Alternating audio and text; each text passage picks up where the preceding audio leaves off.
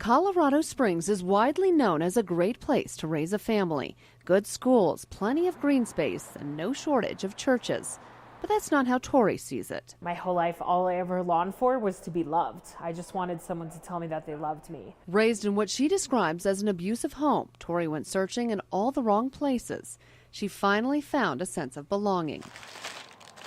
I was working with an organization that brings burgers to the homeless on Sunday nights. She hit it off with two young women, also volunteers. These two girls come into my life who say, "You're never going to want for anything. I'm always going to provide for you. I'm always going to be there for you.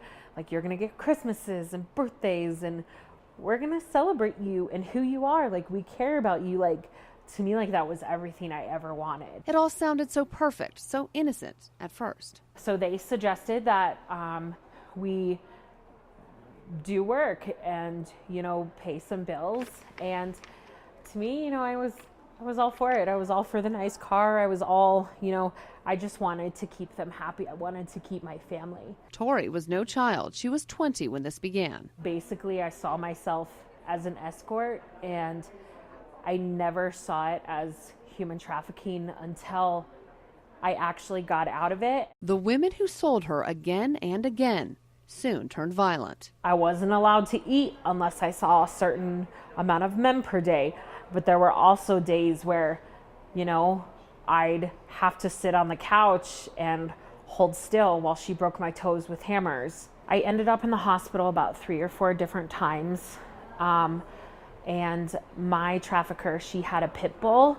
A pit bull she unleashed when Tori had the gall to say no. By the end, I had to have my arm sewed back on. And the men who paid for her, none the wiser. They don't know that sometimes we can't escape, and that this is our life. This is what we have to do in order to stay alive. And in reality, those people don't see you as human at all. Tori saw clients out of the apartment where she lived. I was trafficked out of an apartment complex on South Academy.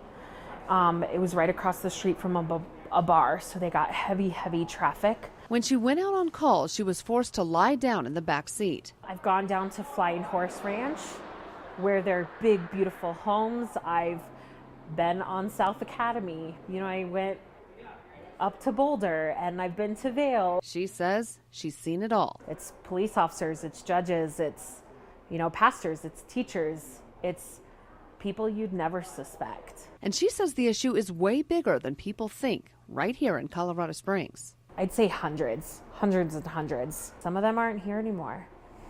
Because they've been killed. Tori telling me about what she described as her worst night. I had seen a client and I recognized him and didn't really say anything, but he turned out to be a pastor that of a church I grew up in, one of the pastors. In the roughly 2 years Tori was trafficked, she estimates her pimp and the madam made almost $1 million on her body.